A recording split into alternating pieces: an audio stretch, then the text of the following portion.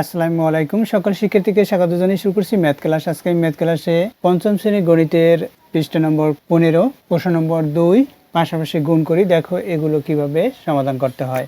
তাহলে দেখো নম্বর 2 এর 1 দেওয়া আছে বা প্রদত্ত রাশি লিখি। দেওয়া আছে, যা দেওয়া আছে সেটা অপরিবর্তিত অবস্থায় তুলি। এখানে গুণ্য হচ্ছে 5968, গুণক হচ্ছে 497। আমরা এটা কি করব? পাশাপাশি গুণ করব। পাশাপাশি গুণ করতে হলে প্রথমে আমরা গুণকের সাহায্যে গুণটি সম্পূর্ণ করব। এখানে গুণক কত আছে দেখো, 497। কি বলেছি? এটা 400 এটা বলেছি, এটা হচ্ছে 400 আর এই দুইটা হচ্ছে 97, অর্থাৎ 400। এখানে আমি যদি এভাবে লিখি 400কে, আর 97টাকে এই 9 যেহেতু দশক অঙ্ক, এটা যেহেতু শতক অঙ্ক, তাই 400। 9 হচ্ছে দশক অঙ্ক, সুতরাং 90 এককের পরে দশক, অর্থাৎ 9-এর সাথে 10 গুণ। এভাবে অবশ্যই তোমরা এটা জানো। আর এটা হচ্ছে একক, একক হচ্ছে 7, অর্থাৎ 1 গুণ 7। এটা হচ্ছে এভাবে লেখা হয়, 7 একক 9 দশক 4 শতক। অবশ্যই তোমরা এটা জানো। তাহলে দেখো 4 শতক, তাহলে আমরা কিভাবে লিখবো? এটা 400 যোগ 90 যোগ 7, অর্থাৎ এই গুণকের সাহায্যে অঙ্কটি সমাধান করব।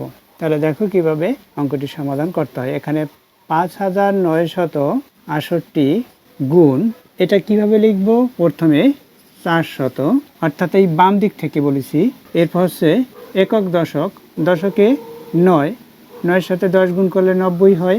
যেমন এখানে 400 একক দশক শতক, 4 শতক, সুতরাং 4 গুণ 100 সমান 400, এভাবে লেখা হয়। এখানে এরপর হচ্ছে প্লাস সাইন দিলাম, অর্থাৎ যোগ। এখানে 7 আছে, 7 লিখি। এইগুলো যোগ করলে এটাই হবে, তোমরা এটা জানো। দেখো এখন আমরা কি করব? এটা দিয়ে এটাকে গুণ, এটা দিয়ে এটাকে গুণ, এটা দিয়ে এটাকে গুণ, অর্থাৎ এই যে গুণকের মধ্যে যে 3টি আমরা পদ পেয়েছি, এই 3টি পদের প্রত্যেকটি পদকে গুণ করব এই গুণ্য দ্বারা। কিভাবে করতে হয় দেখো। তাহলে প্রথমে এই গুণ্য লিখতে হবে। এখানে 5968 গুণ 400, অর্থাৎ এই গুণ চিহ্ন দিয়েছি, এই 400 লিখেছি, এটা আমরা ব্র্যাকেট দেব। আবার লিখি, এটা লিখেছি, এটার সাথে গুণ করেছি, এরপর কি এখানে প্লাস সাইন, অর্থাৎ যোগ সাইন, যোগ দেই। এটা হচ্ছে প্রক্রিয়া চিহ্ন, এই যোগ প্রক্রিয়া চিহ্নটা লিখলাম। এরপর আবার এটা দিয়ে এটাকে গুণ, অর্থাৎ দ্বিতীয় পদকে প্রথম পদকে গুণ করেছি। এখন এই যে গুণ্য দিয়ে গুণকের দ্বিতীয় পদকে গুণ করব, অর্থাৎ প্রথমে লিখতে হবে কি গুণ্য 5968 গুণ 90, এটা লিখলাম। এরপর আবার যোগ, প্রথমে লিখব 5968 গুণ কত, এখানে 7 আছে, 7 লিখি।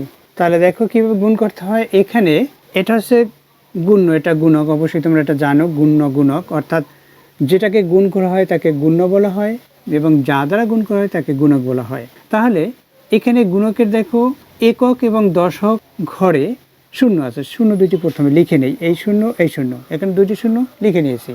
4 দিয়ে গুণ করব, 4 দিয়ে 8কে গুণ করি, 4 8 32, 32-এর 2 লিখলাম, অর্থাৎ এই যে 32 এর 2 লিখেছি, 3 লিখে নিই।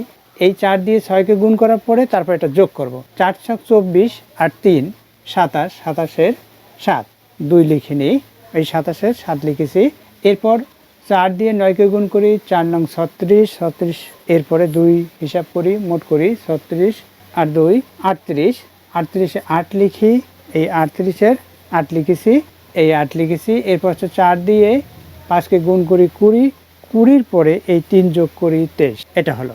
এটা কত হয়েছে আমরা হিসাব করতে পারি, একক দশক শতক সহস্র অযুত লক্ষ, অর্থাৎ 23,87,200, এটা হলো। আমরা জানি যে সাধারণত ডান দিক থেকে 3 অঙ্ক পরে 2 অঙ্ক পরপর কমা দিতে হয়।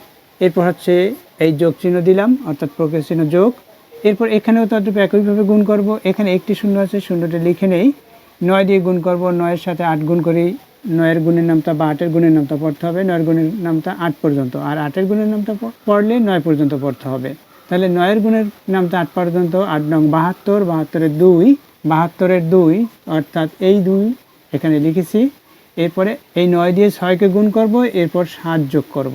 এভাবে প্রত্যেকটি অঙ্ককে এভাবে গুণ করতে হয়, এবং গুণ করার পর যে যদি এই যে হাতে 7 আছে, 7টি যোগ করলাম, এভাবে 8 নং 72, 72-এ 2 লিখেছি, 7 আছে, 9 দিয়ে 6-কে গুণ করি, 6 নং 54, এরপর 7 যোগ করি, 54, 55, 56, 57, 58, 59, 60, 61, 61 1 লিখি, 6 আছে, এরপর হচ্ছে 9 দিয়ে 9-কে গুণ করি, 9 নং 81 আর 6 কত হয় 87, 87 7 লিখি, 8 আছে, 87 7 লিখেছি, 8 আছে, তাহলে কি এই যে 7 লিখলাম, এই 8 থেকে গেল, 9 দিয়ে 5-কে গুণ করি, 5 নং 45, 45-এর পরে 8 যোগ করি, 45-এর পর 8, 46, 47, 48, 49, 50, 51, 52, 53, অবশ্যই তোমরা এটা হিসাব করতে পারো। তারপর আমি তোমাদের দেখিয়ে দিই আমরা কিভাবে যোগগুলো করি।